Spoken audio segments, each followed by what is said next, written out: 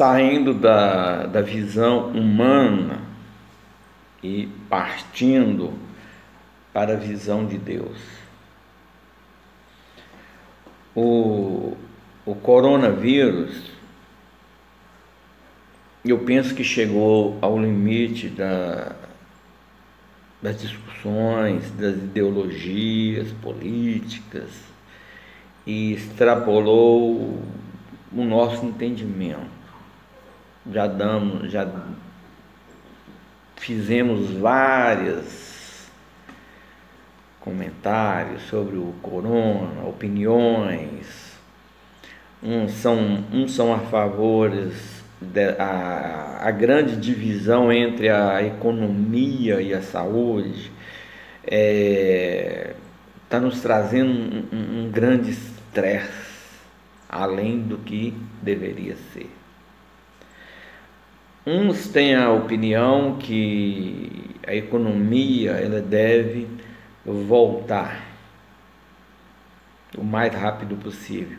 Outros têm a opinião que ela deve voltar aos poucos. Outros têm a opinião que tem que ser o paradeiro total. O certo é que as cidades estão desertas, a população parou.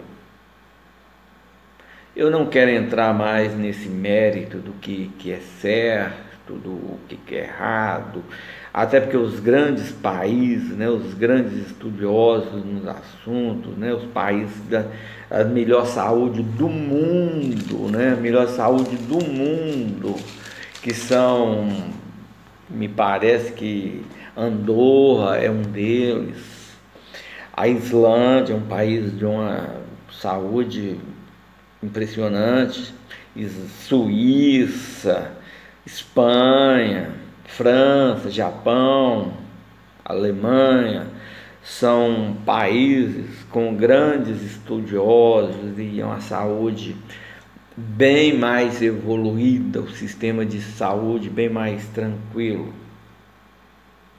E nem esses países estão apresentando uma solução para esse problema.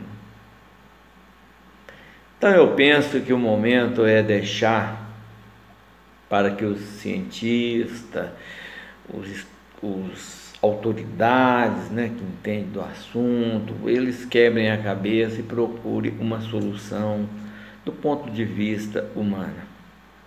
Nós,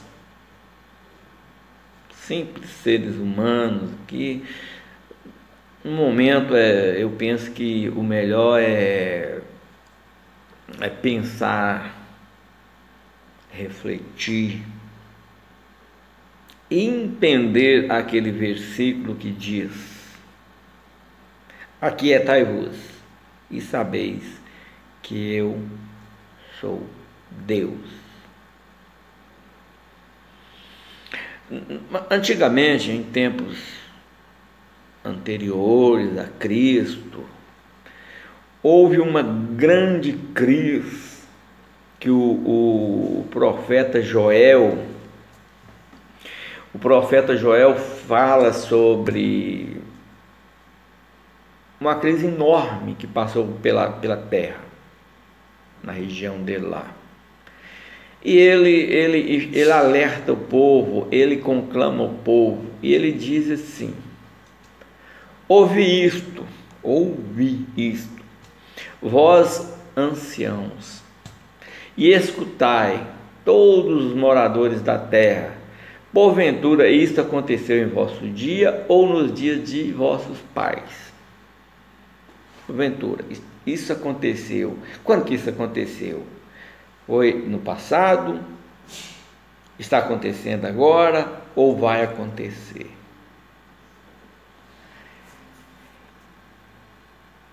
E o profeta faz um pedido: fazer isto uma narração aos vossos filhos, e os vossos filhos a seus filhos, e os filhos desses a outra geração. Quer dizer, era uma crise terrível, naquela época. E o profeta, ele diz para que os pais contassem como foi isso para os filhos, e que os filhos contassem para os netos, né, filhos dos seus filhos, e os filhos dessa geração contassem para outra. O que é que nós vamos contar para a outra geração? Como que vai ser o nosso comportamento? O que é que nós vamos dizer para a geração que vem por aí? O que é que aconteceu aqui? Como é que foi solucionada? Como que foi? O que é que aconteceu? Como é que o povo ficou? Como é que a terra se abalou? As autoridades, o mundo? É uma coisa catastrófica. Essa é a realidade.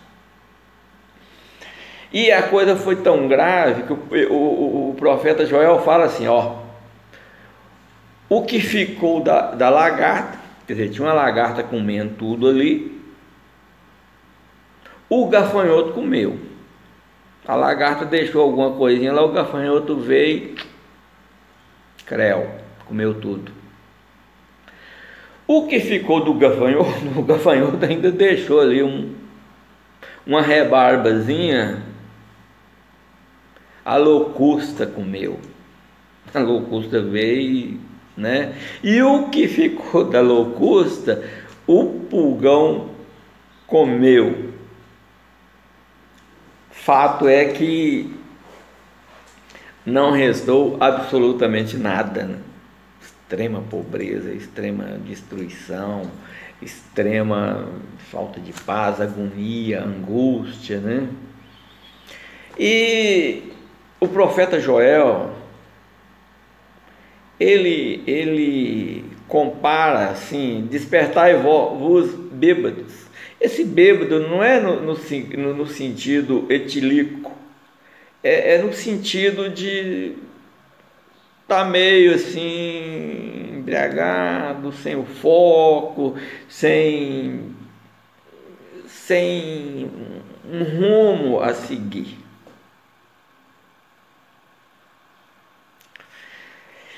E chorai e gemeis, todos os que bebeis vinho, por causa do mosto, porque tirado é da vossa boca, né? O bebezinho, bêbado, isso é numa situação figurada. É tudo que foi tirado: alimentação, comida, paz, alegria, né? O pessoal deveria chorar e lamentar sobre essa situação. Por quê? Porque subiu contra a minha terra uma nação poderosa e sem número. Os seus dentes são dentes de leão e tem queixada de um leão velho.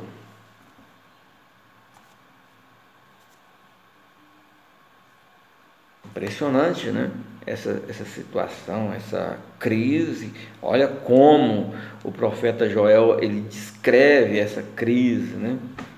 Como uma coisa impressionante, tipo um leão, queixada de um leão velho, que ele é forte, figura. E essa crise fez da minha vide uma assolação, e tirou a casca da minha figueira, despiu-a toda e a lançou por terra, e seus sarmentos se embranqueceram.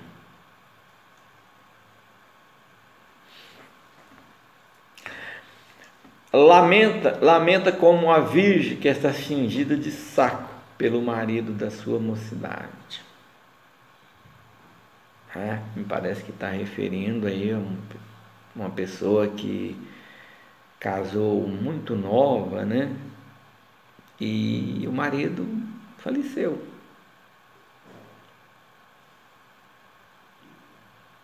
Lamenta como a virgem que perdeu ali o homem que ela amava na sua mocidade. Estaria triste, desolada, né? E assim que nós devemos sentir diante dessa crise. Foi cortada a oferta de alimento e a libação da casa do Senhor. Os sacerdotes, ministros do Senhor, estão entristecidos.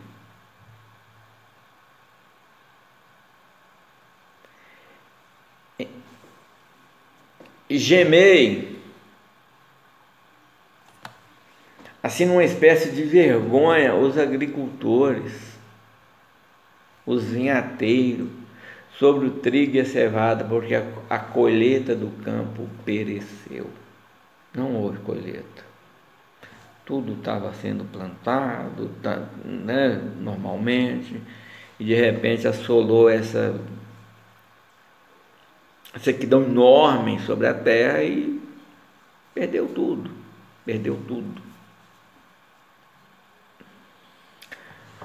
A vide secou, a figueira murchou, o vinhateiro sobre o trigo e a cevada, porque a colheita do campo pereceu. A vide secou, a figueira se murchou, a romeira também. E a palmeira e a macieira, todas as árvores do campo se secaram, e já não há mais alegria entre os filhos dos homens. Acho que é um cenário de horror, de pânico. Já pensou você olhar para todas as árvores, tudo seca, tudo torrada, não tem alimentação, não tem produção, não tem absolutamente nada. E o ser humano, naquela região, naquele momento, já não tinha mais alegria, era só tristeza, só pessimismo, só pensamento em destruição, que vai tudo acabar, vai tudo aniquilar. Aliás, já tinha acabado mesmo.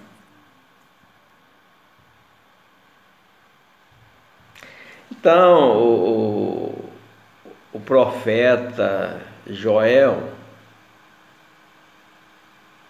aconselhou ao povo para que se cingisse-vos e lamentai-vos. Deu uma responsabilidade aí para o sacerdote. Gemei, ministros do altar. Aí um recado para os pastores, a liderança, os padres. Sei lá, o vídeo não tem nenhuma intenção religiosa.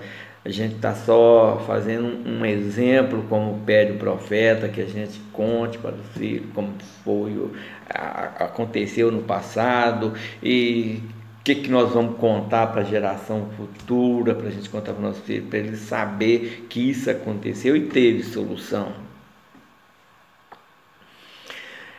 E ele dá aí o caminho, o que deve ser feito. Santificai um jejum, convocai uma assembleia solene, congregai os anciãos e todos os moradores desta terra na casa do Senhor vosso Deus e clamai ao Senhor. A nossa crise, além de essa crise que está aí no mundo, além de ser terrível, invisível, ela também veio trazendo uma certa dificuldade em reuniões, em congregações e ajuntamentos, né? O que dificulta o movimento das igrejas seguir em frente.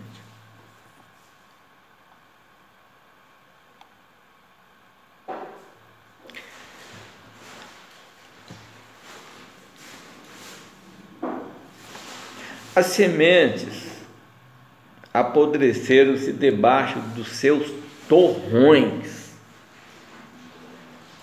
Entenda isso, né? O cara ia lá e plantava, punha semente ali, a coisa estava tão seca que as sementes elas apodreciam ali, mas não conseguia nascer, não conseguia crescer. Os celeiros foram assolados, os armazéns derrubados, porque se secou o trigo.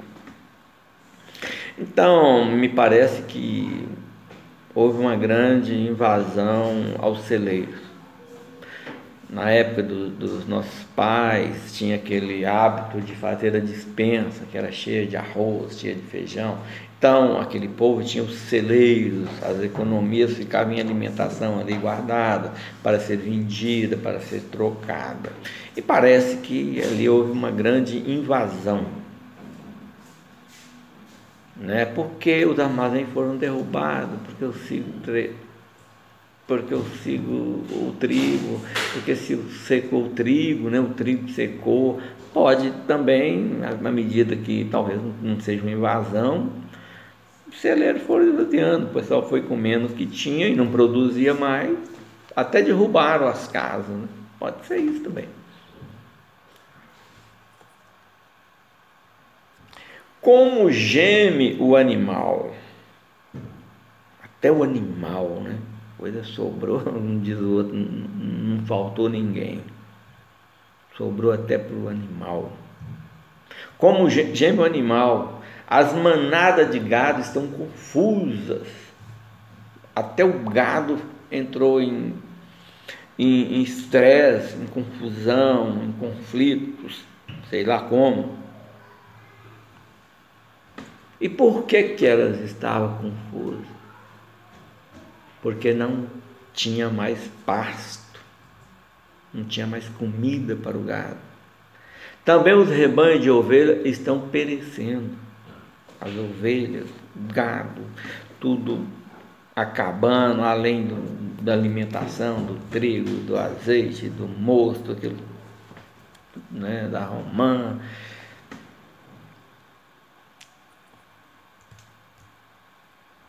Outra coisa, a grande seca, terrível seca, fez com que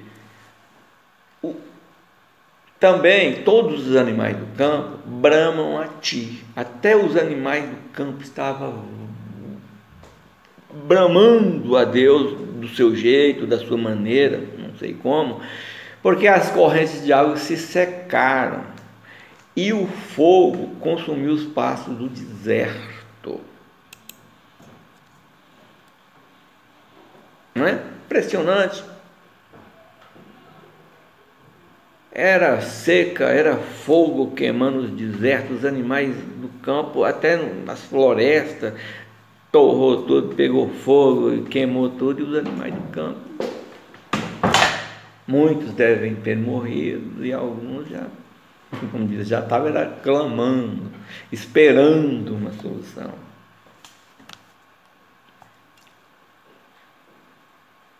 Ele chega, o profeta Joel, ele mostra a gravidade da circunstância. Ele chama dias de trevas, dia de trevas, de escuridão, dia de nuvens e densas, treva como alva espalhada sobre os montes, povo grande e poderoso, qual nunca houve desde o tempo antigo, nem depois dele haverá, pelos anos diante da geração em geração. Parece que ele está indicando aqui que depois da tempestade vem a bonança.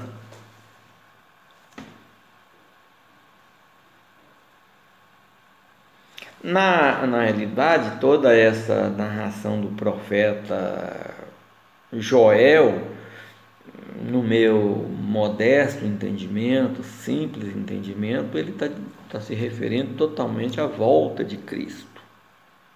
Mas eu não quero tocar nesse assunto, a volta de Cristo, porque o próprio Cristo diz que haveria sinais, mas que nem ele sabia, que só o Pai sabia qual é o dia. Então, eu me recolho a minha insignificância e não entro nesse assunto, se é fim de mundo, se é final, se é isso.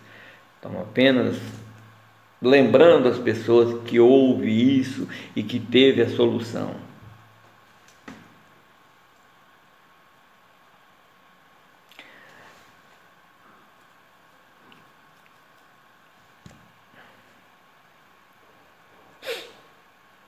Deus é muito misericordioso, Ele é maravilhoso, benigno, não é? E Deus, Ele é amor. Só que a gente não consegue assim explicar Deus. Nós não conseguimos entender verdadeiramente Deus. Deus, ele é inexplicável. A nossa mente humana, ela é muito limitadinha para sequer atrever a conhecer o grande mistério, o grande Deus, o grande universo, tudo que foi criado por Ele, como que foi feito, como que não foi. A nossa mente não tem essa capacidade de entender a grandeza de Deus.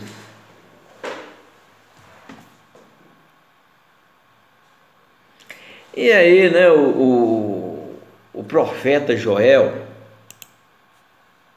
falou para o povo: olha, a coisa está feia. No nosso diário cotidiano, né, o bicho está pegando. Tem solução não. O que nós devemos fazer? O que nós vamos fazer diante de tal situação? De uma crise sem precedentes, sem fazer o quê? Ele pegou e ainda falou: ainda assim, olha, ainda assim, para você entender esse ainda assim, nós precisamos ver o contexto anterior, né? O que vinha acontecendo, o que estava acontecendo, né? O contexto todo. Ainda assim, agora mesmo, diz o Senhor, agora mesmo, né? Diz o Senhor, ainda assim, agora mesmo, diz o Senhor, convertei-vos a mim de todo o vosso coração, e isto com jejum, e com choro, e com pranto. Deus não aceita mentira, Deus não aceita arrogância, Deus não aceita orgulho. Nós precisamos nos converter, rasgar o vosso coração, rasgar o coração, abrir o coração para Deus. Não podemos ser hipócritas, não podemos ser hipócritas, usar de artimanha, de falsidade, de aparências. Isso só impressiona o ser humano. A Deus isso não impressiona nada, porque Deus vê o coração. Nós temos que converter de verdade ao Senhor Deus, rasgar o coração para Deus,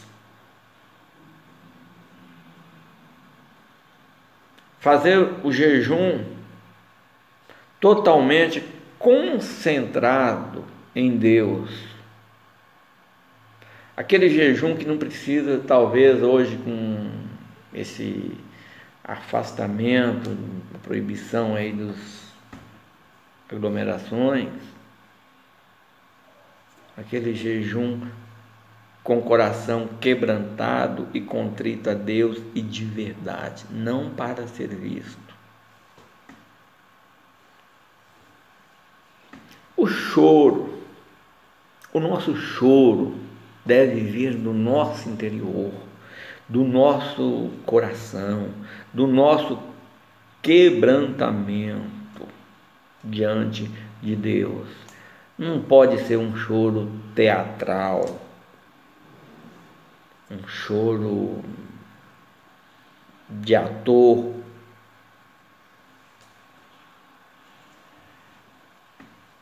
E com pranto, né? Choro com pranto. Não é aquele choro, lamentando, assim, não. É choro com pranto. É correr água dos olhos, é descer água dos olhos, é lamentar, é chorar com pranto, não é reclamar, aquela choradeira, é com pranto, vindo do coração, vindo do interior, da nossa alma, que está angustiada e reconhece que só Deus é a saída, que a saída não é humana. E aí o profeta continua aí nos ensinando, né, como fazer. E aí ele fala: rasgai o vosso coração e não as vossas vestes. A aparência, né? Nós temos que. A coisa é no coração, é no interior, não é nas vestes, pegar, rasgar as aparências, aí se sair e tal. É uma coisa bem mais profunda, interiorizada, voltada totalmente para um poderoso Deus.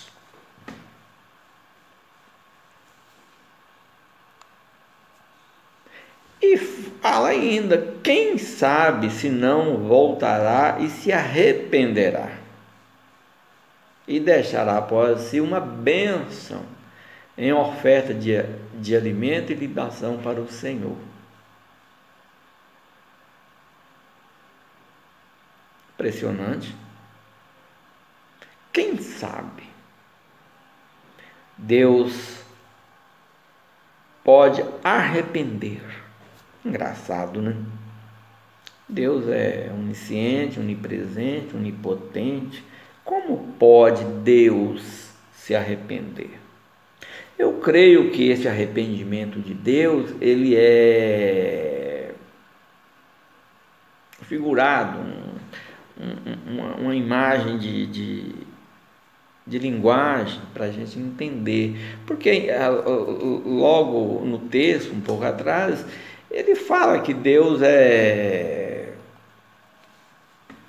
misericordioso, compassivo, tardo em se irar e de grande benignidade, e se arrepende do mal. Né? Como pode Deus arrepender?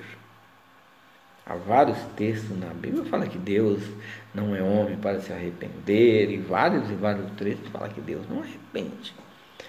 Então, isso parece no sentido figural, figurar, em termos de figura, para expressar que Deus é amoroso, que Deus é benigno, que Deus é pura bondade, é pura misericórdia. Então tem que ser um arrependimento nosso. Nós precisamos arrepender da situação, do que nós temos cometido contra Deus, contra a palavra do Senhor. Nós temos que nos arrepender para que Deus volte a ter aquela comunhão e nós desfrutarmos da bênção do Senhor, da sua misericórdia, do seu amor, né?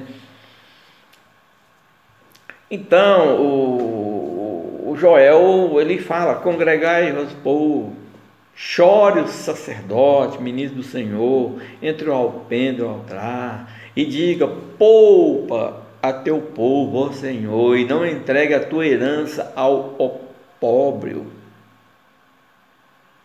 para que o gentio o domine, porque diria entre os povos: onde está o teu Deus? Falando especificamente do nosso Brasil, que com essa crise, com esse negócio, um país muito próspero em agricultura e tudo, pode estar correndo um grande risco de uma tremenda invasão. Não estou dizendo que vai haver, há possibilidades. A gente não sabe até onde vai essa crise, o que vai ser, o que vai dar, não sabemos.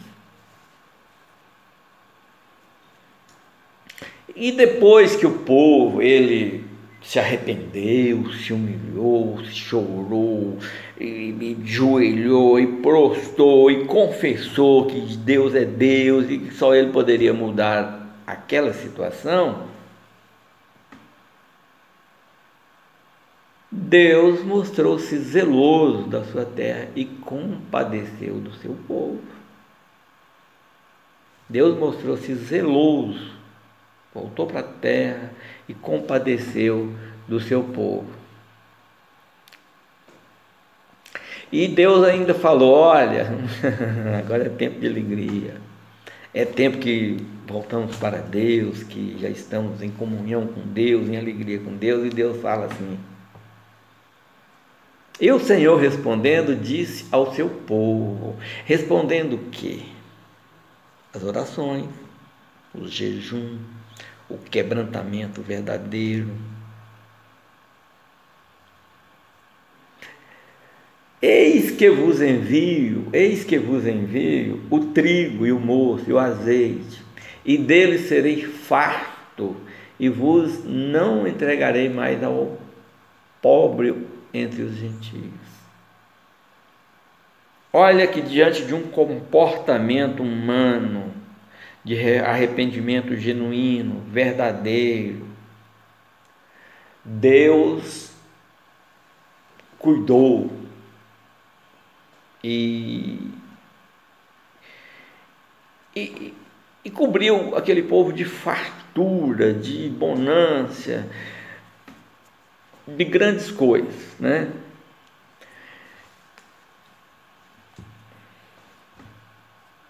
Ele continua dizendo: não temas, ó terra, regozija-te e alegra-te, porque o Senhor fez, e eu vou acrescentar aqui, faz grandes coisas.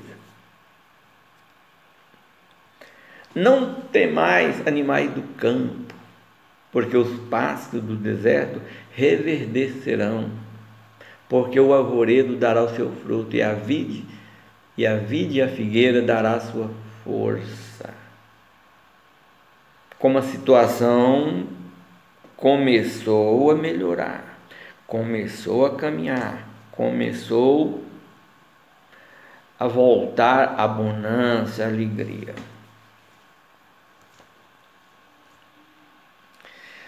E continua aí, né, com grandes promessas de Deus, né? E vós, filhos de Sião, regozijai-vos e alegrai-vos no Senhor, o vosso Deus, porque Ele vos dará em justa medida a chuva temporã, fará descer a chuva no primeiro mês, a temporã e a serôdia.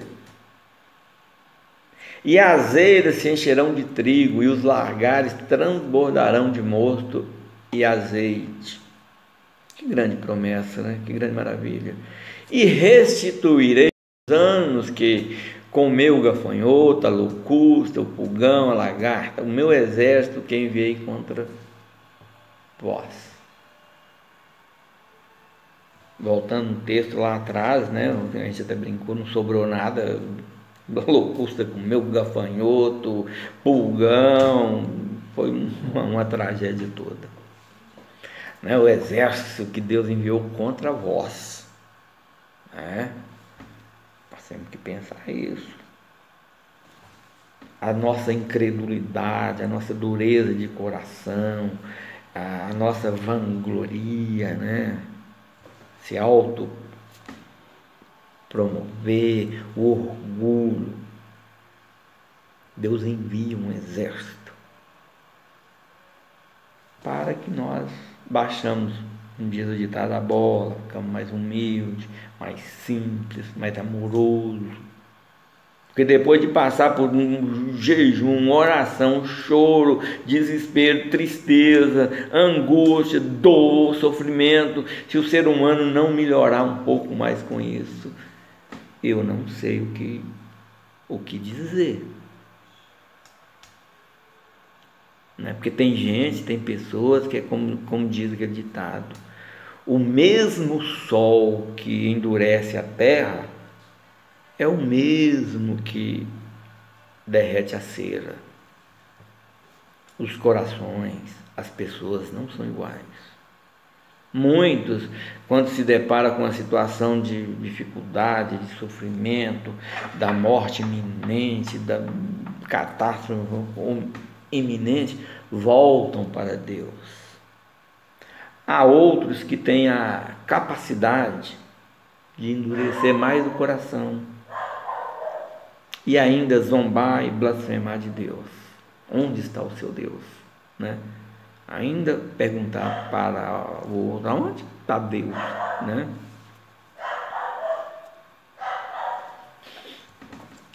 Então, o profeta continua dizendo: e há de ser que depois derramarei o meu espírito sobre toda a carne, e vossos filhos e vossas filhas profetizarão, os vossos velhos terão sonho e os vossos jovens terão visão.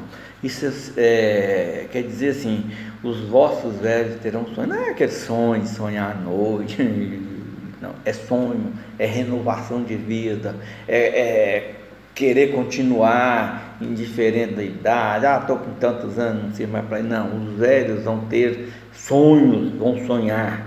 Os jovens terão visões. Não é que jovem vai ficar vendo coisa, não. Porque o jovem geralmente ele é inexperiente, ele não sabe muito bem o que é da vida, o que quer fazer. Não, mas nesse tempo esses jovens vão ter visões, vão ser pessoas de visões, de objetivo, certo, focado, determinado, sabendo o que tem que ser feito. Então é isso aí, meu pessoal. Que Deus abençoe todos vocês. Confie em Deus. Deus é poderoso, é benigno, é misericordioso e cuidará de todos nós. Ficam todos com Deus. Amém.